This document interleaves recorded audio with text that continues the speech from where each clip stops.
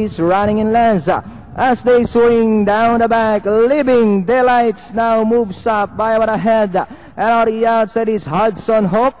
2 lengths away in third, Sharp Win alongside Bella Bandida, then followed over by number 8 Soul Provider. Then next on line is Northern Arrow, then moving up on the outside Pirate Princess, then followed by Let's Reconcile, Wild Drive and Hot Gossip.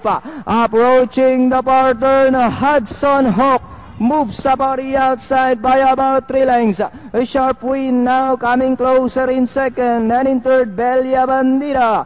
We've got Hudson Hawk by only 2 lengths. Then here comes Sharp Win now coming closer in second as they come down at the last 200. Hudson Hawk, Sharp Win pushing down on the inside.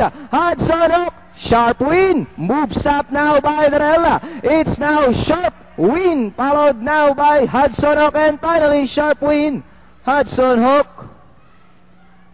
Then comes Pirate Princess,